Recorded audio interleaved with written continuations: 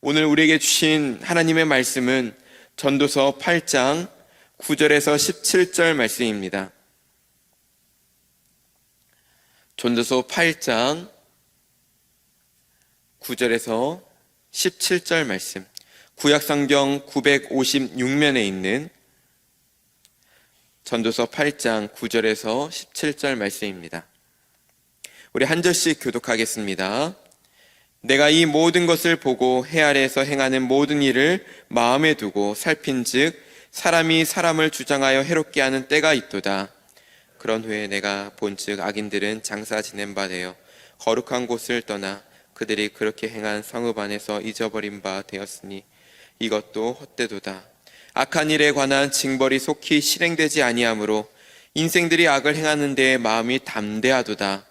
죄인은 100번이나 악을 행하고도 장수하거니와 또한 내가 아노니 하나님을 경외하여 그를 경외하는 자들은 잘 될 것이요 악인은 잘 되지 못하며 장수하지 못하고 그날이 그림자와 같으리니 이는 하나님을 경외하지 아니함이니라. 세상에서 행해 헛된 일이 있나니 곧 악인들의 행위에 따라 벌을 받는 의인들도 있고 의인들의 행위에 따라 상을 받는 악인들도 있다는 것이라. 내가 이르노니 이것도 헛되도다. 이에 내가 희락을 찬양하노니 이는 사람이 먹고 마시고 즐거워하는 것보다 더 나은 것이 해 아래에는 없음이라. 하나님이 사람을 해 아래에서 살게 하신 날 동안 수고하는 일 중에 그러한 일이 그와 함께 있을 것이니라. 내가 마음을 다하여 지혜를 알고자 하며 세상에서 행해지는 일을 보았는데 밤낮으로 자지 못하는 자도 있도다. 다 같이 읽겠습니다. 또 내가 하나님의 모든 행사를 살펴보니 해 아래에서 행해지는 일을 사람이 능히 알아낼 수 없도다.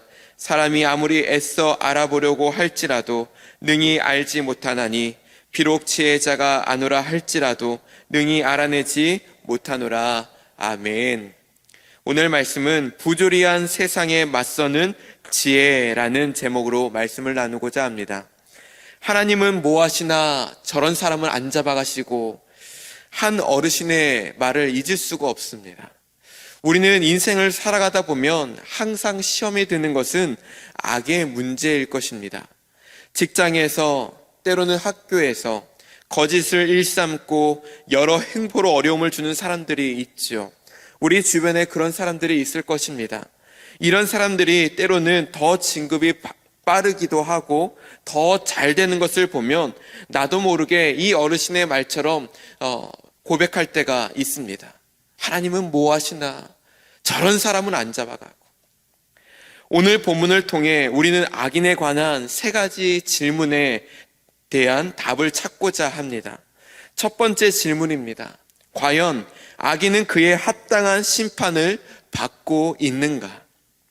분명 하나님은 공의의 하나님이시라고 하지만 악인들은 여전히 죄를 범하고 다른 사람들의 인생을 무너뜨리면서도 삶은 더 윤택해지고 더 잘 살아가는 것을 보면 답답함을 느낄 때가 있습니다.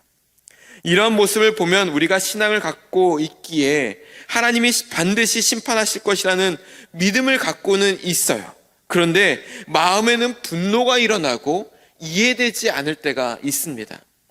오늘 전도자는 악인들이 잘못을 했으면 벌을 받아야 하는 것이 당연하지만 이 징벌이 즉시 시행되지 않기 때문에 오히려 사람들은 악을 행하는 것에 대해, 즉 죄를 짓는 것에 대해 두려움을 느끼지 않는 것입니다. 11절 말씀입니다. 악한 일에 관한 징벌이 속히 실행되지 아니하므로 인생들이 악을 행하는 데에 마음이 담대하도다. 전도자가 알고 있는 진리는 하나님을 경외하는 의인은 잘 되고 하나님을 경외하지 않는 악인은 장수하지 못하고 망한다는 거예요. 그런데 현실은 다른 모습인 것 같습니다. 악인들이 악을 많이 행하는데도 장수하고 잘 사는 것을 보면 진리가 틀린 것처럼 보인다는 거예요.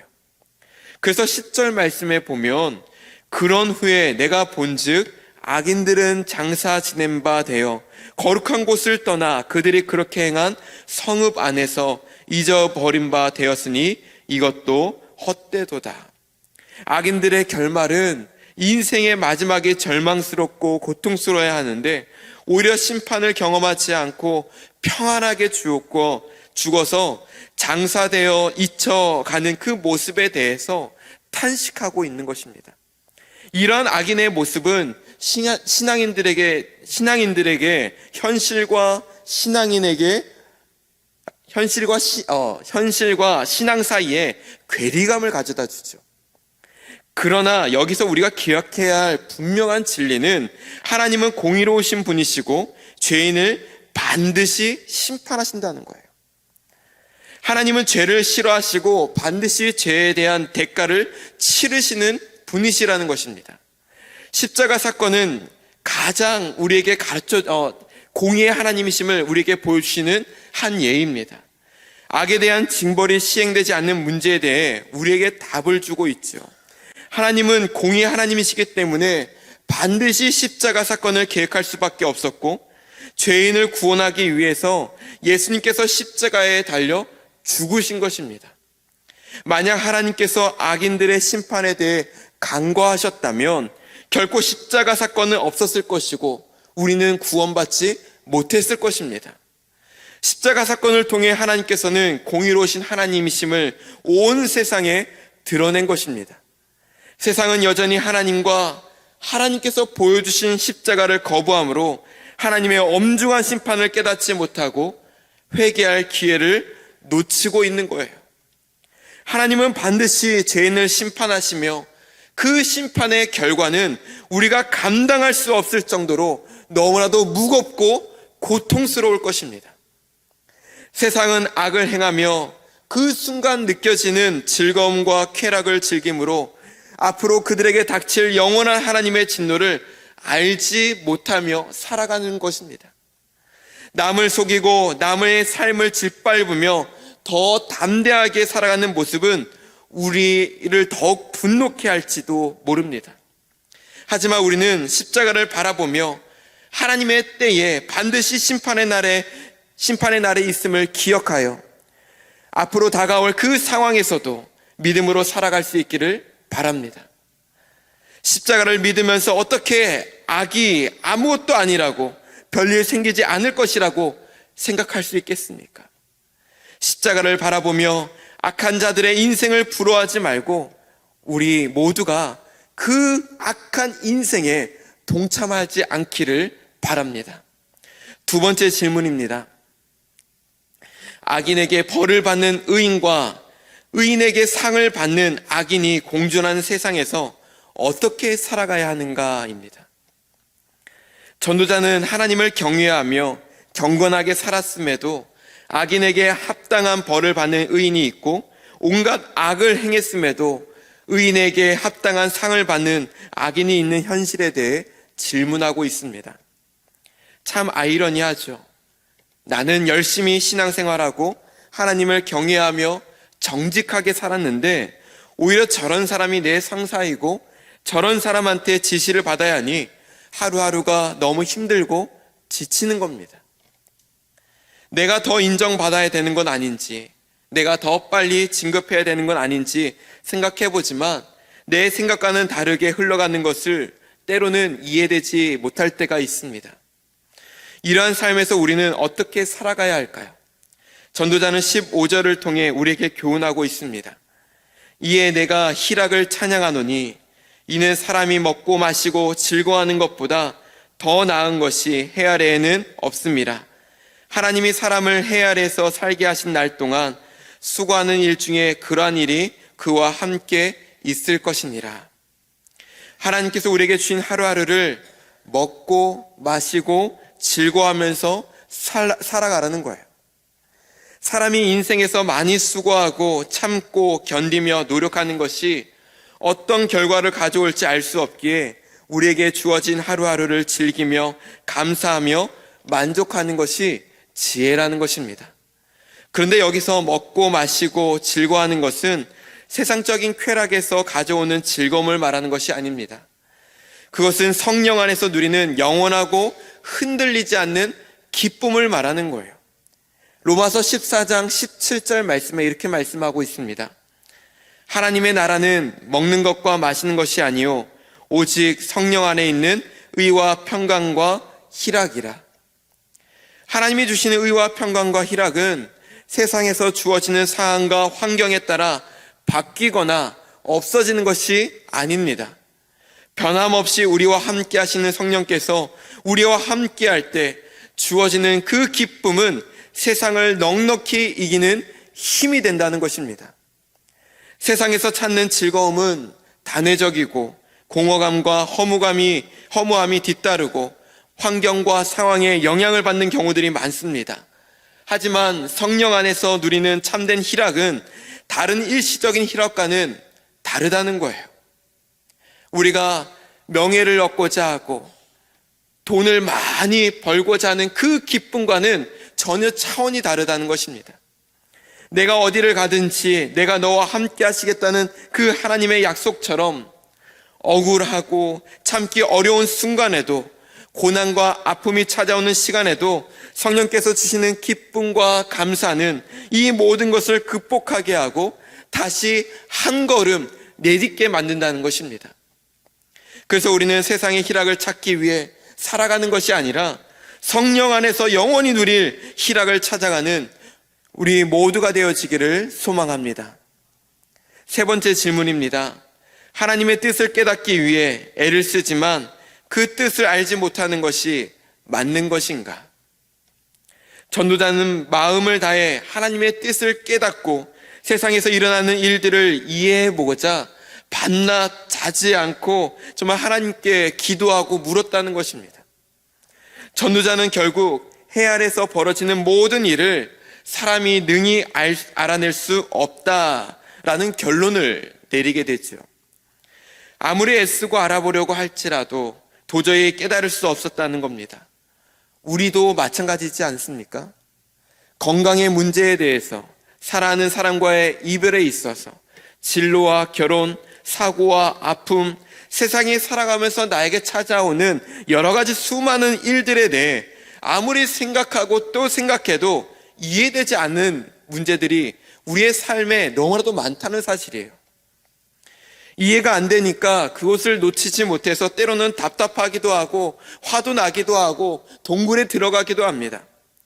밤낮 하나님께 부르짖고 기도하기도 하지만 왜 하필 나에게 이런 일들이 일어나는가? 이 질문에 대해서 내 자신은 답을 찾지 못할 때가 있다는 거예요. 부분적으로 이해하고 안다 할지라도 그 전체를 다 이해하는 것은 불가능하다는 것입니다. 전도자도 17절 하반절에 이렇게 말하죠. 사람이 아무리 애써 알아보려고 할지라도 능히 알지 못하나니 비록 지혜자가 아노라 할지라도 능히 알아내지 못하리라. 하나님께서는 우리에게 모든 것을 다 헤아려 알게 하지 않는다는 것 같습니다. 이유가 무엇일까요? 하나님은 우리에게 감당할 시험밖에는 주시지 않는다고 말씀하시죠. 마찬가지로 우리가 감당할 수 있는 것만 깨닫게 하시고 이해하게 하신다고 봅니다. 하나님의 뜻과 계획을 우리가 다 알게 된다면 그 무게와 책임을 우리는 감당할 수 없기 때문입니다. 예수님께서 십자가의 죽음을 여러 번 제자들에게 이야기했지만 그들은 이해하려고도 또는 받아들이려고도 하지 않았습니다. 왜 죽어야만 하는지, 왜 십자가여야만 하는지 알려주었지만 제자들은 그 십자가의 무게를 감당하기는커녕 그들은 피하거나 도망치기도 했죠. 하나님께서는 우리에게 닥친 수많은 일들에 대해 이해시키려고 하지 않습니다. 다 설명하려고 하지 않아요. 오히려 그것은 우리를 사랑하시기 때문이고 그것은 우리에게 주시는 하나님의 은혜인 줄 믿습니다. 하나님께서 우리에게 기대하는 것은 다 이해하려는 우리의 자세보다 그럼에도 불구하고 믿고 신뢰하며 순종하며 나아가는 것일 것입니다. 말씀을 맺겠습니다. 사랑하는 여러분, 도무지 이해되지 않는 세상 속에서 답답한 삶을 살고 계십니까? 이 삶을 헤아려 알기 위해 애를 쓰는 것도 필요하지만 때로는 오늘 말씀처럼 그럼에도 불구하고 믿고 신뢰하며 그분의 말씀에 순종하며 살아가는 것, 이것이 우리에게 요청하시는 하나님의 뜻이 아닐까요? 늘 우리는 하나님 앞에 질문하게 됩니다. 이 질문의 답은 하나님께만 있습니다. 오늘도 우리의 답이 되어 주시는 하나님을 온전히 의지함으로 믿음으로 살아갈 때에 하나님께서는 그 답을 우리에게 알게 해주시고 풀어주시고 길을 열어주실 줄 믿습니다. 오늘도 그 하나님과 함께 정말 행복한 삶을 살아가시는 저와 여러분들이 되어지기를 축복합니다. 기도하겠습니다. 사랑의 주님, 우리에게 닥친 수많은 답을 찾지 못하는 일들이 있지만 오늘 말씀에서처럼 그럼에도 불구하고 하나님을 믿고 신뢰하며 그분의 말씀에 순종하며 살아갈 수 있도록 인도하여 주시옵소서. 우리의 해답이 되어 주시는 그 하나님을 붙잡고 믿음으로 살아가는 우리 모두가 되어질 수 있도록 인도하여 주옵소서.